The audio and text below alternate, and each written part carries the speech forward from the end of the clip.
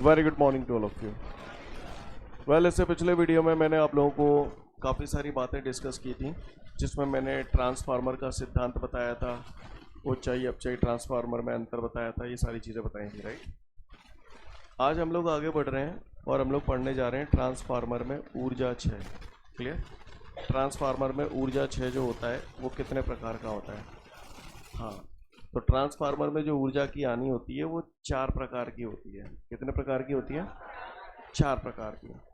देखो भाई, ट्रांसफार्मर जब हमने पढ़ा था तो हमने पढ़ा था ट्रांसफार्मर में होती है एक पटलित नरम लोहे की क्रोड। क्या होती है बॉस? पटलित नरम लोहे की क्रोड का मतलब बताया था मैंने। पतली पतली नरम लोहे की पत्तियां होती हैं, पत्ती और पत्ती, पत्ती और पत्ती, बीच में पेंट और वार्निश का लेयर लगा देते हैं, परत लगा देते हैं ना, जैसे हम बोलते हैं पटलित नरम लोहे की क्रोड, है ना। और ये पटलित नरम लोहे की क्रोड की एक भुजा ये रही, एक भुजा ये रही, तो एक भुजा पर आप प्राथमिक कुंडली और दूसरी भुजा पर द्वितीय कुंडली। एक के बीच में यहाँ पर निवेशी प्रत्यावर्ती विभव लगा देते हो, और द्वितीय कुंडली के सिरों के बीच में आप लोड प्रतिरोध लगा देते हो। ऐसा बताया था आपको। निवेशी विभव प्राथमिक कुंडली पर देते हो, निर्गत विभव आपको हमेशा दूसरी कुंडली पर मिलता है। सही बोल रहा हूँ? अच्छी बात है। ये जो कुंडली लपेटी है ये काय के तार हैं? तांबे के तार हैं। तो इससे हो गई एक ताम्र हानि। तांबे को ताम्र भी बोला जाता है। भैया, हानि उसी चीज की तो होती है जो हमारे पास होती है, जो हमारे पास है ही नहीं उसकी हानि कैसे होगी? सही बोल रहा हूँ। तो चूंकि यहाँ पर तांबे का तार है इसलिए हम लोग बोलते हैं एक हानि होती है ताम्र हानि। ये हानि तांबे के तार जो हैं उसमें हो रही है, इस वजह से हम इसे ताम्र हानि बोलते हैं। दूसरा, पटलित नरम लोहे की क्रोड, यहाँ लोहा है इसलिए हम बोलते हैं लौह हानि। क्लियर। तीसरी बात, हमने पढ़ा था कि भैया ट्रांसफार्मर अन्योन प्रेरण की घटना पर आधारित होता है ना। हम ये मान के चले थे जब हमने ट्रांसफार्मर पढ़ा था कि प्राथमिक कुंडली में उत्पन्न होने वाला चुंबकीय फ्लक्स पूर्ण रूप से द्वितीय कुंडली से संबंधित होता है आदर्श ट्रांसफार्मर हेतु, है ना। लेकिन वास्तव में किसी भी चीज की आदर्श स्थिति संभव नहीं है। कहीं ना कहीं बहुत सारी जो क्या होता है, जब प्राथमिक कुंडली में उत्पन्न होने वाला चुंबकीय फ्लक्स पूर्ण रूप से द्वितीय कुंडली से संबंधित नहीं हो पाता है, तो वहां पर भी हमारी काफी सारी ऊर्जा ऊष्मा के रूप में नष्ट हो जाती है। क्लियर है। इसको हम बोलते हैं चुंबकीय फ्लक्स क्षरण। क्लियर। कोई पूछे चुंबकीय फ्लक्स क्षरण क्या होता है, तो जब प्राथमिक कुंडली में उत्पन्न होने वाला चुंबकीय फ्लक्स द्वितीय कुंडली से पूर्ण रूप से संबंधित नहीं हो पाता है, तो इस वजह से भी ऊर्जा की हानि हो जाती है। इसको हम लोग बोलते हैं चुंबकीय फ्लक्स क्षरण। जो बोल रहा हूँ समझ में आ रहा है? कौन कौन से प्रकार हो गए बताओ जरा। ताम्र हानि हो गई, लौह हानि हो गई, चुंबकीय फ्लक्स क्षरण। एक हानि मैंने आपको चैप्टर 5 में बताई थी कि लौह चुंबकीय पदार्थ को चुंबकित करने और विचुंबकित करने में जो ऊर्जा की हानि होती है उसे शैथिल्य हानि कहते हैं। सीन क्लियर है? चलिए, तो एक एक करके मैं इन हानियों की बात करता हूं, तो हम सभी लोग ध्यान से सुनेंगे। सबसे पहले मैं बात करता हूं ताम्र हानि। काय की बात करता हूं? ताम्र हानि। ताम्र बोले तो तांबा, तो ये तांबे के तार हैं। तांबे के तार हैं। तार में जब हम धारा प्रवाहित करते हैं, तांबे के तार में जब हम धारा प्रवाहित करते हैं, प्राथमिक कुंडली में हम धारा प्रवाहित कर रहे हैं, तो एक बात बताओ, तार का अपना एक प्रतिरोध होता है, और तार के प्रतिरोध के कारण वो तार कैसा हो जाएगा जब धारा प्रवाहित करेंगे? तो गर्म हो जाएगा। सही बोल रहा हूं, है ना। यानी जब आप कुंडली में धारा प्रवाहित कर रहे हैं तो तार के प्रतिरोध के कारण बहुत सारी ऊर्जा ऊष्मीय ऊर्जा के रूप में नष्ट हो जाती है। इसे हम बोलते हैं ताम्र हानि। एक बात और समझना, मैं आपको पढ़ा रहा हूँ तो आपको ज्ञान दे रहा हूँ, निवेश कर रहा हूँ आपके अंदर, कुछ यहाँ से निवेश हो रहा है। पेपर में जाके जब क्वेश्चन पेपर आएगा आप कॉपी लिखेंगे, है ना। कॉपी लिखेंगे तो वहाँ पे आपको नंबर मिलेंगे। क्लियर। यानी आउटपुट आपको कहाँ मिलेगा? आपके रिजल्ट में। इनपुट में यहाँ से दे रहा हूँ, इनपुट यानी निवेश करना, आउटपुट यानी हमारा रिजल्ट। यहाँ से इनपुट दे रहे हैं, यहाँ से आउटपुट दे रहे हैं। मैंने यहाँ से 100% ऊर्जा दी, तो आपको वहाँ 200% नंबर मिल जाएंगे? नहीं मिलेंगे। ज़्यादा से ज़्यादा 100%, और थोड़ा बहुत अगर नष्ट हो जाए बीच में तो 100% से कम मिलेंगे। इसी तरीके से यहाँ पर प्राथमिक कुंडली से जितनी ऊर्जा दे रहे हो तो द्वितीय कुंडली में उतनी पूरी ऊर्जा नहीं मिलती, उससे थोड़ी सी सदैव कम मिलेगी। क्लियर है? हाँ, आदर्श ट्रांसफार्मर हुआ तो पूरी की पूरी मिलेगी, लेकिन अगर आदर्श ट्रांसफार्मर नहीं हुआ तो द्वितीय कुंडली में प्राप्त ऊर्जा सदैव प्राथमिक कुंडली को दी गई ऊर्जा से कम होती है। तो यहाँ पर द्वितीय कुंडली में ऊर्जा हमें कम मिल रही है, कम मिल रही है यानी बची खुची जो ऊर्जा है वो कहीं ना कहीं नष्ट हो रही है ना। और वो नष्ट 4 प्रकार से होती है, ताम्र हानि, लौह हानि, शैथिल्य हानि और चुंबकीय फ्लक्स क्षरण। बात समझ में आ रही? तो सबसे पहले हम ताम्र हानि की बात कर रहे हैं। तो क्या होता है, प्राथमिक कुंडली में जब आप धारा प्रवाहित करते हो तो तार के प्रतिरोध के कारण बहुत सारी ऊर्जा ऊष्मीय ऊर्जा के रूप में नष्ट हो जाती है। इस हानि को ताम्र हानि कहते हैं। क्लियर? अब आप बताओ यहाँ पर ऊर्जा की हानि का कारण क्या है? प्रतिरोध, तारों का प्रतिरोध। अगर ये प्रतिरोध किसी भी तरीके से क्या होना चाहिए, आपको क्या लगता है? हानि कम करनी है तो प्रतिरोध क्या होना चाहिए? कम होना चाहिए। शाबाश, प्रतिरोध कम होना चाहिए। क्लियर है? अगर प्रतिरोध कम हो जाए तो काम बढ़िया हो जाए। अब मुझे एक बात बताओ, इतना मैंने आपको पढ़ाया, धारा विद्युत भी मैंने आपको चैप्टर 3 हमने पूरा पढ़ लिया। मान के चलिए ये चालक है, ये इसकी लंबाई है, ये इसका क्या है? अनुप्रस्थ काट का क्षेत्रफल है। क्लियर? तो आपने चालक के प्रतिरोध का एक सूत्र पढ़ा था, क्या सूत्र है? अगर लंबाई L है, अनुप्रस्थ काट का क्षेत्रफल A है, तो हमने पढ़ा था R बराबर रो L है। बोलो भैया, क्लियर है? इसमें A क्या होता था? यानी ये वाला क्षेत्रफल होता था। सही जा रहा हूं मैं? अच्छा, आप अगर ऊर्जा हानि कम करना चाहते हैं तो आपको तार का प्रतिरोध कैसा लेना होगा? आप बताओ, प्रतिरोध अगर मुझे कम करना है तो अनुप्रस्थ काट का क्षेत्रफल यही बढ़ाना पड़ेगा। अनुप्रस्थ काट का क्षेत्रफल बढ़ाने का मतलब क्या है? तार मोटा लाऊं या पतला लाऊं? मोटा। समझ में आ रही है बात? यानी ताम्र हानि को हम कम करने के लिए क्या करते हैं? उच्चाई ट्रांसफार्मर में प्राथमिक कुंडली का तार मोटा लेते हैं और अपचाई ट्रांसफार्मर में द्वितीय कुंडली का तार मोटा लेते हैं। बात समझ में आ रही है? काय के लिए? ताम्र हानि को कम करने के लिए। भाषा समझ में आ रही है सभी को? सीन क्लियर है? तो पहले ताम्र हानि पढ़ लो, फिर मैं आगे की बात करूंगा आपसे।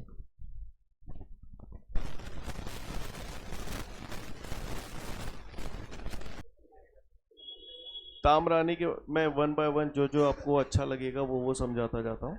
ताम्र हानि सबको क्लियर हो गई? अब बात आती है यहाँ पर, अब हम लोग पढ़ रहे हैं चुंबकीय फ्लक्स क्षरण, दूसरी हानि। ठीक है, इसको समझने की कोशिश करते हैं। आप पहले ये समझो कि ये तो समझ में आ ही गया होगा, चुंबकीय फ्लक्स क्षरण जो मैंने अभी बोला, जब प्राथमिक कुंडली से में उत्पन्न होने वाला चुंबकीय फ्लक्स पूर्ण रूप से द्वितीय कुंडली से संबंधित नहीं हो पाता है, तो इस वजह से भी बहुत सारी ऊर्जा ऊष्मीय ऊर्जा के रूप में नष्ट हो जाती है। इसको हम लोग बोलते हैं चुंबकीय फ्लक्स क्षरण। मोबाइल जिसका भी बज रहा है बंद कर ले, नहीं तो कनपट्टी बजेगी। क्लियर? तो यहाँ तक बात समझ में आई सभी को? जब प्राथमिक कुंडली में उत्पन्न होने वाला चुंबकीय फ्लक्स पूर्ण रूप से द्वितीय कुंडली से संबंधित नहीं हो पाता है, तो इसे हम बोलते हैं चुंबकीय फ्लक्स क्षरण। इस वजह से भी बहुत सारी ऊर्जा ऊष्मीय ऊर्जा के रूप में नष्ट हो जाती है। अब हमें ये जो ऊर्जा नष्ट हो रही है इसे कम करना है। क्या करना है? कम करना है। इसका उपाय ढूंढना है, क्या निराकरण है इसका। तो इसका निराकरण समझने के लिए इसे एक एग्जाम्पल के थ्रू हम लोग समझेंगे। जैसे मान के चलो जनवरी फरवरी के महीने में तुम्हारे घर वालों ने तुमको घर से निकाल दिया, बोले चलो फोटो यहाँ पे बहुत है गई, है ना, और तुम केवल एक सिंपल पैंट शर्ट पहने हो और रात में 10-11 बजे तुम्हें घर से बाहर निकाल दिया। अब सोचो जनवरी फरवरी में कितनी भयंकर ठंड पड़ती है, रात भर आप बाहर रहोगे तो आपके हालात कैसे हो जाएंगे। समझ में आ रही है बात? क्लियर है? सवेरे नो सिराए जाओगे, यस और नो, ठंडे पड़ जाओगे सुबह तक। होगा क्या वहां पर, आप लोग क्या करते हो, जैसे आपको जब घर से बाहर निकाल दिया तो आपका शरीर गर्म है, और जैसे ही आप ठंडक में गए, बाहर ठंडा था भयंकर, समझ रहे ना, तो आपके हाँ कोहरा था, तो आपके शरीर से भयंकर तरीके से ऊष्मा निकल रही है। तो आपके शरीर से क्या हो रहा है? ऊर्जा हानि हो रही है ऊष्मा के रूप में, और जैसे जैसे आपके शरीर से ऊष्मा ज़्यादा से ज़्यादा निकल जाएगी आप ठंडे पड़ जाओगे, राइट। तो जैसे ही 1-2 घंटे उस ठंड में आपको गुजर जाएंगे तो आपको एक ज़रूरत महसूस होने लगेगी, किस बात की, कि को हुआ है तो हमें कंबल से ढक जाए।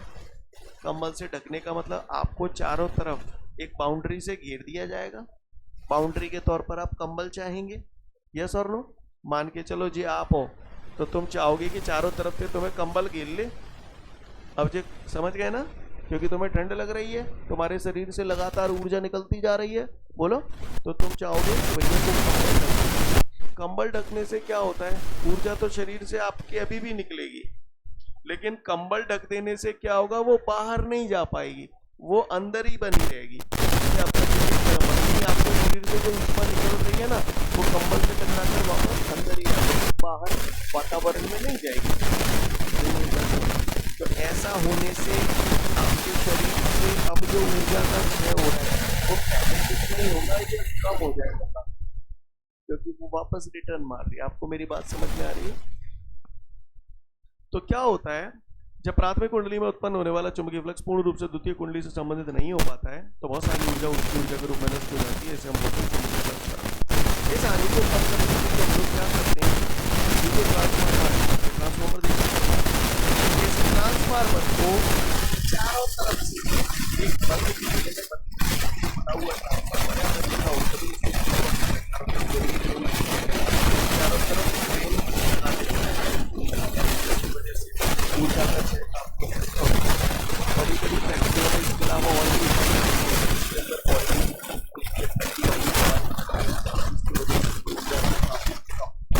आपको इतना याद है कि चारों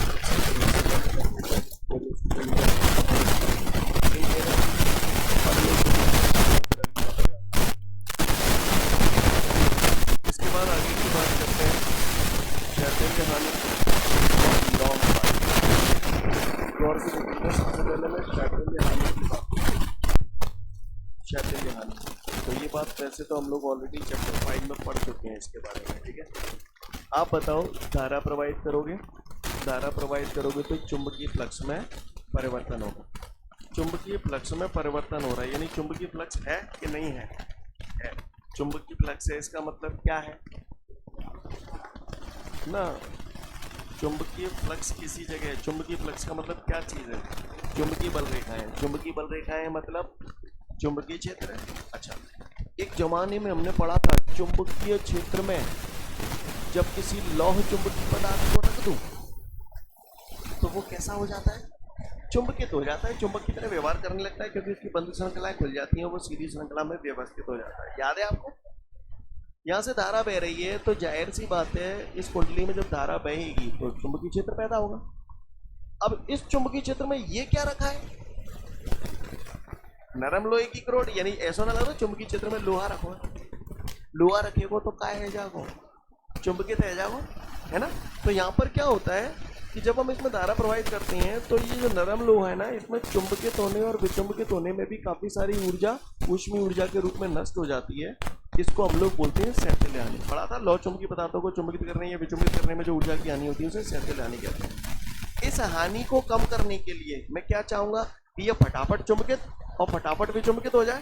तो फटाफट चुंबकित और फटाफट विचुंबकित होने के लिए हम कौन से लोहे का इस्तेमाल करते हैं? नरम लोहे का इस्तेमाल करते हैं। यहाँ पर कोई और धातु की वजह हमने नरम लोहे का इस्तेमाल क्यों किया? क्योंकि नरम लोहे की ये क्वालिटी होती है कि वो बहुत जल्दी चुंबकित और बहुत जल्दी विचुंबकित हो जाता है। समझ में आ रही है बात?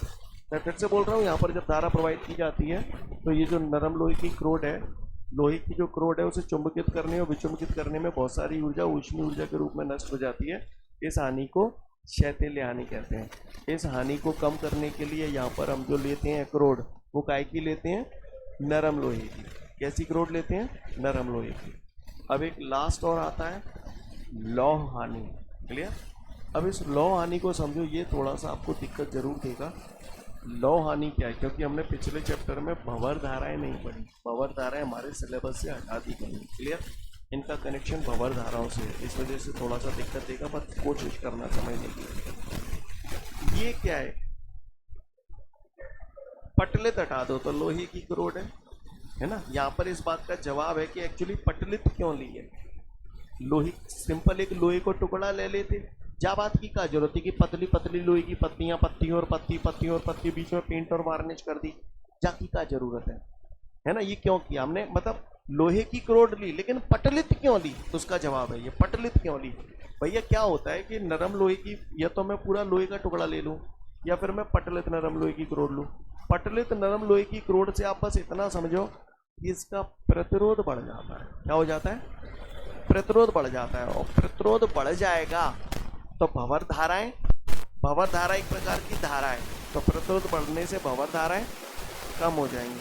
और भंवर धाराओं की वजह से क्या होता है? बहुत सारी विद्युत ऊर्जा जो होती है वो ऊष्मीय ऊर्जा के रूप में नष्ट हो जाती है। इस हानि को हम लोग बोलते हैं लौ। मैं फिर से बोल रहा हूँ, ध्यान से सुने।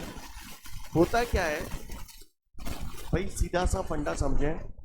ये भंवर धाराएं अगर मैं पढ़ाता तो आपको बताता जब कोई धातु का टुकड़ा किसी परिवर्तनशील चुंबकीय क्षेत्र में रखा होता है, क्लियर।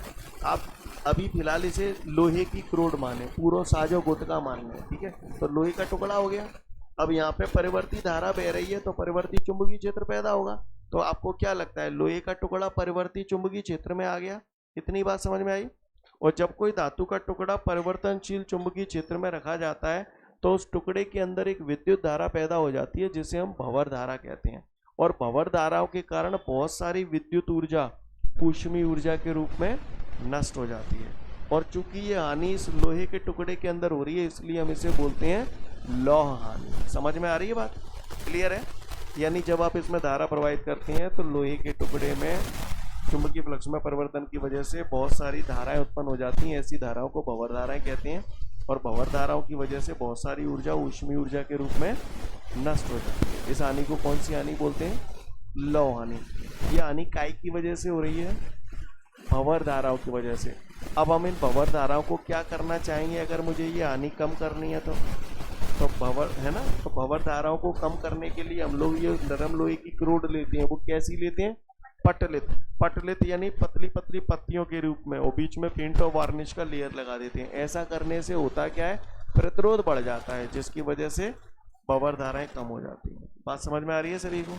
सीन क्लियर है? पढ़ लो बाकी की दोनों आगे।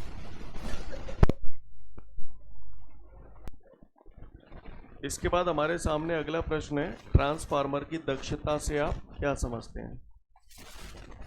एक बात बताओ, फिजिक्स पढ़ रहे हो आप तो पेपर भी दोगे? अगर किसी विद्यार्थी के 100 में से 2 नंबर आए तो उसे कॉपी पे कैसे मेंशन किया जाएगा? बताओ कैसे लिखोगे? उसे नंबर चढ़ाने कॉपी पे क्या लिखूं? 100/2।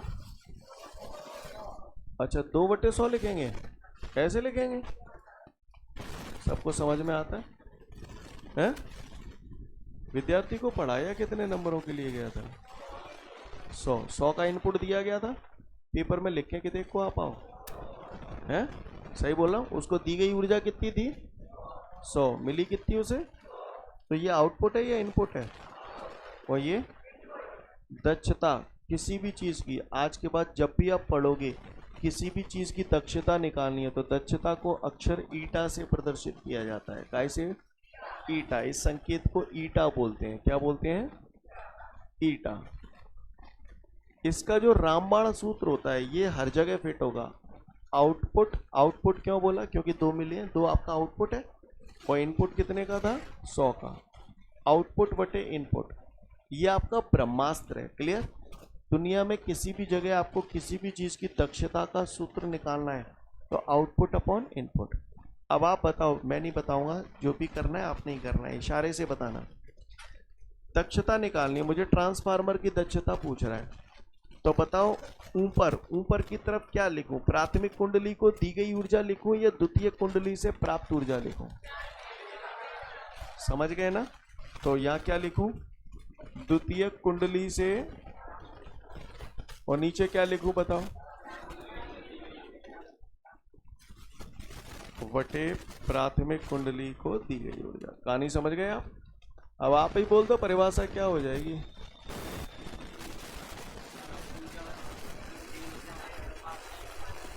समझ गए? द्वितीय कुंडली से प्राप्त ऊर्जा तथा प्राथमिक कुंडली को दी गई ऊर्जा के अनुपात को ट्रांसफार्मर की दक्षता कहते हैं। इसे अक्षर थीटा से प्रदर्शित करते हैं। सारे काम अपन जैसे करेंगे, सुनते जाना। अभी एक और सूत्र बनाता हूं, बताओ आप बताओ ये क्या है? शक्ति दे भी रहे हैं, मिल भी रही है। कौन सी, इन पर कौन सी शक्ति? ये मुझे 2 चीजें लिखनी है, एक लिखनी है निवेशी शक्ति, एक लिखनी है निर्गत शक्ति। कौन सी कहाँ लिखूं? समझ गए? निर्गत शक्ति वटे निवेशी शक्ति, ऐसे भी लिख सकते हैं। क्लियर है? कोई भाई बहन अगर इसकी परिभाषा बोलना चाहते हो तो बोल सकते हैं। निर्गत शक्ति तथा निवेशी शक्ति के अनुपात को ट्रांसफार्मर की दक्षता कहते हैं। समझ गए? अच्छा, अगर इतना ही समझ गए तो शक्ति का सूत्र भी बता दो, कल परसों भी बता दिया था एक बार। P बराबर बी आई। तो आज तुम ही बताना। निर्गत शक्ति बी आई, तो आई तो मैंने ये लिख दिया, वी भी लिख सकता हूँ, ये इसकी जगह ई भी लिख सकता हूँ। बताया था ना प्रेरित विद्युत वाहक बल। नीचे भी वी आई। अब बताओ निर्गत कौन सी कुंडली में होता है? तो यहाँ सापेक्ष में क्या लिखूं? एक्स। यहाँ पे क्या लिखूं? हाँ, निवेश प्राथमिक कुंडली में कर। समझ गए? पक्का? अच्छा, इतना ही अगर समझ गए तो फिर मुझे एक बात और बता दो। पूरे मध्य प्रदेश में जितने भी लोग फिजिक्स का पेपर देंगे तो उनकी बाद में मार्कशीट्स भी बनेंगी। सभी को जो नंबर मिलेंगे कितने में से मिलेंगे फाइनल मार्कशीट में? 100 में से मिलेंगे। तो नीचे 100 लिखा जाएगा, ऊपर 150। ऊपर 150 नहीं आएगा, 100 नहीं आएगा, 100 आ जाएगा, 100 आ जाएगा, 100 आ जाएगा। तो अनुपात कितना हो जाएगा? तो ये बराबर 1 आ गया। यानी किसी भी विद्यार्थी की दक्षता 1 के बराबर हो सकती है। आदर्श विद्यार्थी है तो 100 आ जाएगा ऊपर, तो अनुपात 1 आ जाएगा। लेकिन अगर आदर्श विद्यार्थी नहीं है तो ऊपर वाला नंबर हमेशा नीचे वाले नंबर से छोटा होगा। मैंने मान ली सपोज 70 आए गए। अब आप इसका अनुपात निकालोगे तो आप ही बता दो 1 से छोटा आएगा या बड़ा आएगा? 1 से छोटा आएगा। यानी कहने का तात्पर्य यह है कि आप किसी भी विद्यार्थी की दक्षता निकाल लो, उसकी दक्षता हमेशा या तो 1 से छोटी होगी या फिर बराबर हो सकती है। बराबर तभी होगी जब वो विद्यार्थी आदर्श विद्यार्थी है। इसी प्रकार अगर ट्रांसफार्मर आदर्श ट्रांसफार्मर है तो उसकी दक्षता 1 हो जाएगी। लेकिन अगर आदर्श ट्रांसफार्मर नहीं है तो उसकी दक्षता सदैव 1 से कम होती है। समझ गए? ओटी पूछ गया एग्जाम में ओटी आ गया, घुमा घुमा के पूछेगा, ठीक है, बताना। क्वेश्चन पूछ रहा हूं, 4 ऑप्शन दे रहा हूं आपको, ए बी सी डी, 5 दे रहा हूं, 5 ऑप्शन।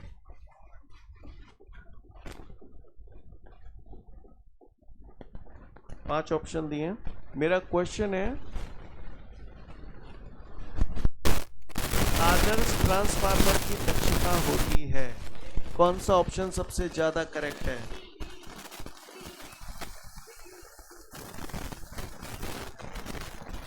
डी। कितने लोगों ने डी बोला था? रॉन्ग है ये।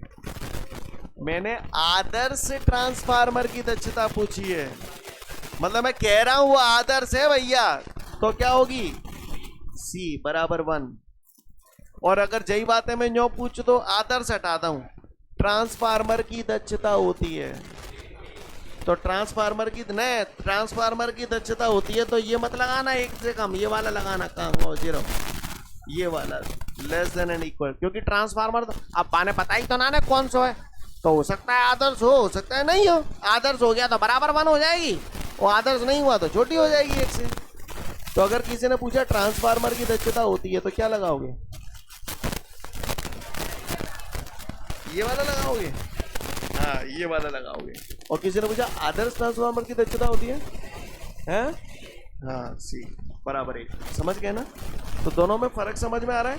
केवल उसने आदर्श वर्ड हटा दिया, ट्रांसफार्मर की दक्षता होती है तो less than and equal to 1। और अगर उसने बोल दिया आदर्श ट्रांसफार्मर की दक्षता होती है इक्वल टू 1। समझ गए? पढ़ लो ट्रांसफार्मर की दक्षता, फिर आगे बढ़ो। उम्मीद करता हूं यहां तक हो गया होगा सभी का। इसके बाद हमारे को एक सवाल दे रहा है। क्या दे रहा है बच्चों? एक सवाल दे रहा है, और सवाल में मुझसे कह रहा है एक ऊंचाई ट्रांसफार्मर है। कैसा ट्रांसफार्मर है? ऊंचाई ट्रांसफार्मर है, उसमें प्राथमिक और द्वितीय कुंडली में फेरों की संख्या का अनुपात 1/20 है। बताओ काय का मान दे दिया? प्राथमिक और द्वितीय कुंडली में फेरों की संख्याओं का अनुपात 1/20 है। NP/NS। समझ गए? और जिस भाई ने आर बोला था, गलत तो नहीं है, पर वो आर नहीं होगा, 1/R होगा, क्योंकि आर बराबर होता है NS/NP। समझ गए ना? तो आर भी रख सकते हैं, गलत नहीं है वो, ठीक है। फिलहाल यहां तक बात समझ में आई। अब वो कह रहा है ट्रांसफार्मर को, समझना है आपको, ट्रांसफार्मर को 200 वोल्ट की मेन लाइन से जोड़ा जाता है। अब आप बताओ ट्रांसफार्मर में मेन लाइन कौन सी होती है? याद करो, चित्र पे देखो, फोकस करो। ट्रांसफार्मर को 200 वोल्ट की मेन लाइन से जोड़ा जा रहा है। हाँ, तो ट्रांसफार्मर प्राथमिक कुंडली को ही तो एक लाइन से जोड़ रहे हो आप, तो इसका मतलब ये विभव काय का है? प्राथमिक कुंडली का विभव है। तो कह रहा है द्वितीय कुंडली पर प्राप्त विभव की गणना कीजिए, बताओ काय का मान ज्ञात करना है, Vs। ठीक है, फिर आगे उसने बोला है कि यदि द्वितीय कुंडली में धारा 2 एम्पियर बह रही है, क्लियर, देखना द्वितीयक में ही है ना, क्वेश्चन में द्वितीयक में ही दिया है। यदि द्वितीय कुंडली में धारा 2 एम्पियर बह रही है, अब आप बताओ काय का मान है, Is। अब द्वितीय कुंडली में 2 एम्पियर की धारा बह रही है, तो प्राथमिक कुंडली में धारा का मान पूछ रहा है, क्या पूछ रहा है, IP। दो टके के सवाल है जाके, तो बताओ हमने पढ़ा था N में और V में क्या संबंध है, तो अपन ने जो पढ़ा था अगर याद हो तो NS अपॉन NP बराबर VS अपॉन VP। बोलो भैया, याद आ रहा है, R बराबर NS upon NP, VS upon VP, ES upon EP और IP अपॉन IS। धारा में उल्टा होता था, आग लगे हमें। अब बताओ जी, तो NP बटे NS है 1/20, NS बटे NP का खाता हूँ 20/1। VS हमें निकालना है, VP कितने गए 2 से, 2S है, हाँ VS एकम VS 2 से को गुणा 20 से जाओ 4000 वोल्ट। हाँ है 4000 करते हैं भैया, करते हैं 4000 है खुश। आगे मोती जो कह रहे हो, यदि द्वितीय कुंडली में धारा 2 एम्पियर है तो प्राथमिक कुंडली में धारा बताऊं, बताओ भैया क्या लगा दूं, फिर लगा दूं NS अपॉन NP बराबर IP अपॉन IS। को भाई बहन हमारा VS अपॉन VP बराबर IP अपॉन IS लगाना चाहे 100% करेक्ट है, कोई टेंशन वाली बात ना ने। तो पढ़ू आगे NS अपॉन NP कितने दे दो तुम्हें बताओ 20/1। IP हमें पतो पानी है, IS कितने गए 20 धोनी, IP एकम पाड़ो आ तो IP को आज तो सब है, तो ऐसे कर ले। अब ये 3-3 4-4 नंबर के सवाल हैं, औकात है इनकी कछु, पर सूत्र याद कहाँ रहते हैं अपन ने, नहीं करो फटाफट फिर आगे बढ़ेंगे।